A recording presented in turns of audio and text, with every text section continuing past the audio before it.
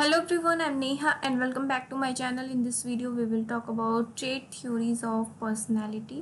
So ये जो topic है ये यूजीसी नेट में भी आता है, ये एक तरीके से क्विक रिवीजन है इस टॉपिक का। और किसी भी साइकोलॉजी से रिलेटेड कोई भी एग्ज़ाम है उसमें ये टॉपिक ज़रूर आता है, तो आप इसको ज़रूर प्रिपेयर कर लेना। अगर ये वीडियो पसंद आए तो प्लीज़ लाइक कर लेना, शेयर कर लेना, और मेरे चैनल पर नए हैं तो प्लीज़ मेरे चैनल को सब्सक्राइब कर लेना फॉर मोर वीडियोज़। अगर आप लाइक शेयर एंड सब्सक्राइब करते हैं तो मुझे मोटिवेशन मिलता है ऐसे ही वीडियोस अपलोड करने का। So let's begin the topic. तो सबसे पहले ये जान लेते हैं कि एक्चुअली में पर्सनालिटी होती क्या है। बेसिकली आप जिस तरीके की आपकी जो थिंकिंग होती है, आपकी जो फीलिंग है, आप जिस तरीके का बिहेव कर रहे हैं, ये सारी आपकी पर्सनालिटी को रिप्रेजेंट करता है।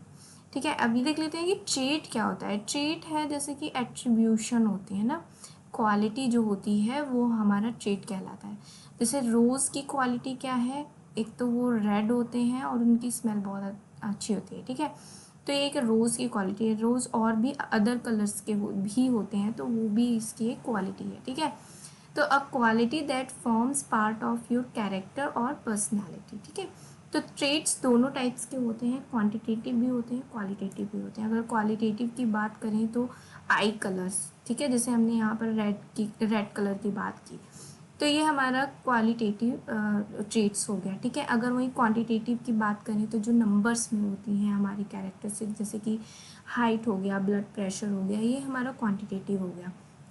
अगर आपसे कहा जाए कि आप अपने किसी लव्ड वन का या फिर अपने फ्रेंड का पर्सनालिटी को डिफ़ाइन करोगे, वो किस तरीके का पर्सन है, ठीक है, तो आप कैसे करोगे, शी इज़ अ लिटिल शाई और ही इज़ अ परफेक्शनिस्ट। इस तरीके से आप उनका जो एसेंशियल हैबिचुअल पैटर्न्स है उनके बिहेवियर्स का, उसको डिस्क्राइब करोगे। तो बेसिकली जो ट्रेट है ना, वो personality characteristic that meets 3 criteria.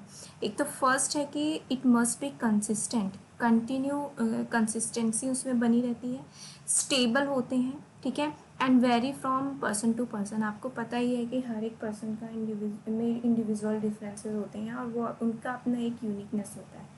ठीक है, तो इसीलिए यहाँ पर कहा गया है कि जो person vary from person to person, हर पर्सन का ट्रेट जो है वो पर्सन टू पर्सन वेरी करता है। ठीक है, अब आते हैं इनकी थ्योरीज पे। तो बेसिकली 4 थ्योरीज हैं, ट्रेट थ्योरीज हैं, जिसमें फर्स्ट है अल्पोर्ट्स ट्रेट थ्योरी, सेकंड है cattle 16 factor personality model, and third है आइजनेक 3 डायमेंशनल मॉडल, एंड फोर्थ है 5 फैक्टर मॉडल ऑफ पर्सनालिटी। तो वन बाय वन हम इसको डिस्कस कर लेते हैं।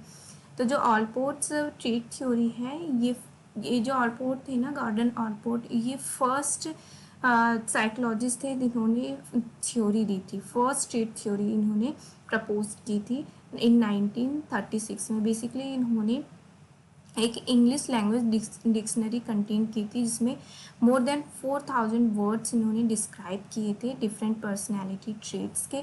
तो ये जो 4000 वर्ड्स दिए थे इन्होंने ना कैटेगराइज किए थे इनटू 3 लेवल्स में 4000 वर्ड्स को। तो फर्स्ट इन्होंने बताया था कि cardinal trait, second central traits, and third इन्होंने बताया था सेकेंडरी ट्रेट्स। तो जो कार्डिनल ट्रेट्स इन्होंने बताए थे कि जो हायर एम्बिशियस होते हैं, जो बहुत ही ज़्यादा डोमिनेटेड होते हैं, वो कार्डिनल ट्रेट्स के अंडर में आते हैं। इसके हाईली जनरलाइज्ड डिस्पोजिशन होती है। टाइप के पर्सनालिटी जो होती है कार्डिनल पर्सनालिटी, इनका जो पूरी लाइफ का एक ही फोकस होता है। जैसे हम अगर महात्मा गांधी की बात करें तो वो नॉन वायलेंस पे ज़्यादा फोकस करते थे। ठीक है, तो उनका पूरा फोकस उसी पर था। कार्डिनल ट्रेट्स है इस टाइप की पर्सनालिटी इसमें आती है, जिनका जो ये इंडिकेट करते हैं the goal around which a person entire life seems to revolve. ठीक है, ओके जी। अब सेंट्रल पर्सनैलिटी पे आते हैं, सेंट्रल ट्रेट्स पे आते हैं। Central traits that are those that make up our personality, जैसे कि loyal, kind, agreeable, friendly, sneaky, wild, grouchy. इस टाइप की पर्सनैलिटी जो होती है सेंट्रल ट्रेट्स के अंदर में आती है। ठीक है, अगर सेकेंडरी ट्रेट्स की बात करें तो किसी पर्टिकुलर सिचुएशन पे, किसी सर्टेन सिचुएशन पे हम जिस तरीके का बिहेव करते हैं वो हमारी सेकेंडरी ट्रेट्स होती है। जैसे कि पब्लिक स्पीकिंग हम कर रहे हैं, और पब्लिक स्पीकिंग में आपको पता ही है कि बहुत लोगों को एंग्जाइटी इश्यूज़ हो जाते हैं। ठीक है, तो वो हमारा एक पर्टिकुलर क्या है, पर्टिकुलर सिचुएशन में हमारा पर्टिकुलर पर्सनैलिटी हो गई, तो वो हमारे सेकेंडरी ट्रेट्स के अंडर में आती है। आई होप ये पॉइंट्स आपको क्लियर हो गए होंगे। ठीक है, अब नेक्स्ट आते हैं कैटल 16 फैक्टर पर्सनालिटी मॉडल। तो बेसिकली इसको जो ट्रेट थ्योरीज थे रेमंड कैटल उसको डेवलप किया था इस मॉडल को, इसीलिए इनके नाम पे पड़ा ये मॉडल का नाम।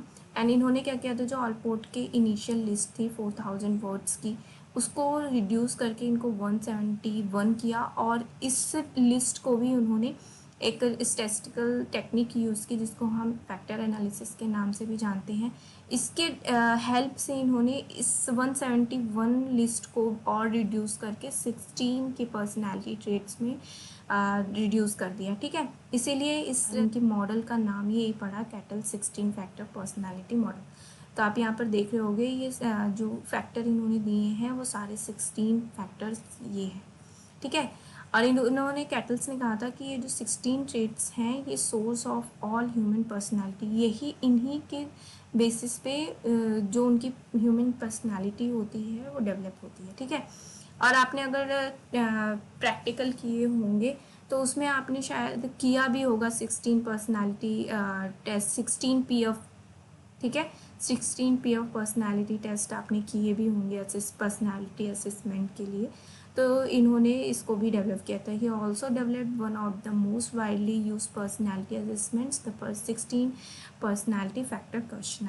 ठीक है, जिसके बेसिस पे हम पर्सनालिटी को असेस करते हैं।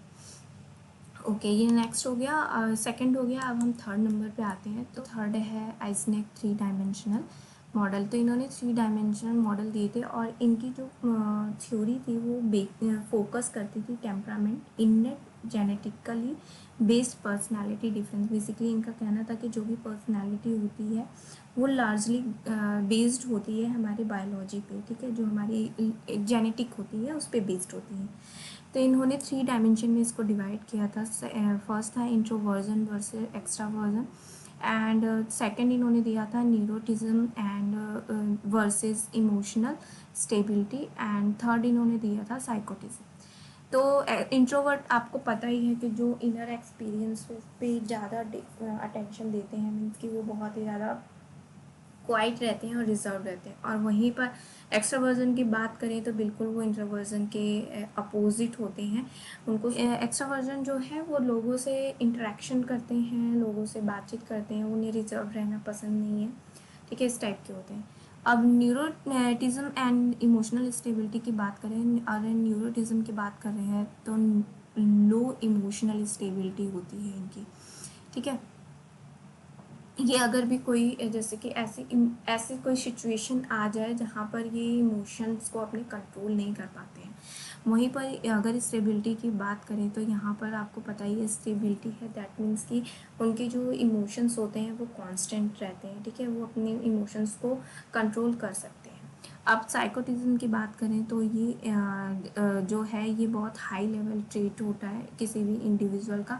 इनको डिफ़िकल्टी होती है डील करने में रियलिटी को, और इसीलिए ये एंटी सोशल होते हैं, हॉस्टाइल होते हैं, नॉन एम्पैथेटिक एंड मैनिपुलेटिव होते हैं पर्सन। ठीक है, तो ये हो गई आइजनेक की 3 डायमेंशन मॉडल। अब नेक्स्ट आते हैं एंड लास्ट है 5 फैक्टर मॉडल ऑफ पर्सनैलिटी। तो बेसिकली इसको क्यों डेवलप किया था, क्योंकि जो 16 PF पर्सनैलिटी मॉडल है जो कैटल ने दिया था उसमें उन्होंने कुछ ज़्यादा ही फैक्टर्स दे दिए थे, और जो आइजनेक ने दिए उसमें उन्होंने सिर्फ 3 मॉडल्स ही दिए थे, 3 फैक्टर्स ही दिए थे। तो इसीलिए जो रॉबर्ट मैक्रिक एंड पॉल कोस्टा ने इसको डेवलप किया, और इसको इन शॉर्ट में FFM भी से जाना जाता है। ठीक है, तो मेन इनके 5 ब्रॉड फैक्टर्स थे। तो इसमें सबसे पहला जो फैक्टर है वो एग्रीएबलनेस है, सेकंड है कॉन्शियसनेस, थर्ड है एक्स्ट्रावर्जन या एक्सट्रोवर्जन भी इसको स्पेल किया जाता है, फोर्थ है ओपननेस, एंड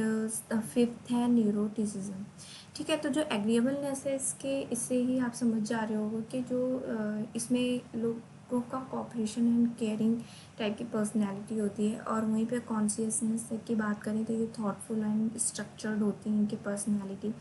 एक्स्ट्रावर्जन या एक्सट्रोवर्जन की बात करें तो ये सोशलनेस होते हैं और इमोशनल एक्सप्रेसिवनेस होती है इनके अंदर में। ओपननेस की बात करें तो ये इनकी मूड स्टेबिलिटी होती है, इमोशनल रिलायंस होते हैं। और न्यूरोटिसिज्म की बात करें तो ये एडवेंचर एंड क्रिएटिव होते हैं। बट अगर हम इसकी बात करें कि अगर एग्रीएबलनेस लो स्कोर है, इसका आपने बिग 5 फैक्टर का जो टेस्ट भी किया होगा, जो असेसमेंट की जाती है पर्सनालिटी को चेक करने के लिए कि किस टाइप की पर्सनालिटी थी, उसके स्कोर के अकॉर्डिंग भी इसमें देखा जाता है। अगर लो स्कोर आता है, ठीक है, तो ओपननेस में क्या होता है कि वो practical, conventional and prefers routine होती है उनकी पर्सनैलिटी। वहीं पर अगर हाई स्कोर आएगा तो curious, wide range of interest and independent होते हैं वो लोग।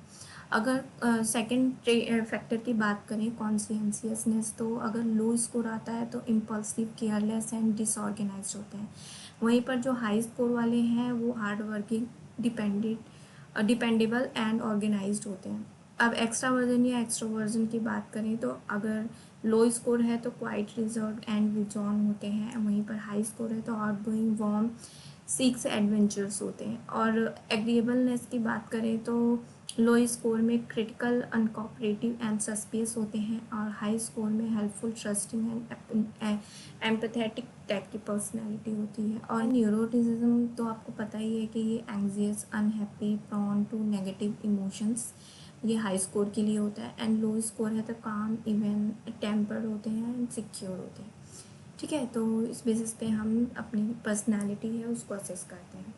तो आई होप ये टॉपिक आपको समझ में आया तो प्लीज़ लाइक कर दें और शेयर कर दें। एंड अगर नए हैं तो प्लीज़ मेरे चैनल को सब्सक्राइब करें फॉर मोर वीडियोस। अगर किसी टॉपिक से रिलेटेड आपको वीडियो चाहिए तो आप कमेंट सेक्शन में लिख सकते हो, मैं ट्राई करूँगी कि उसको अपलोड कर सकूँ।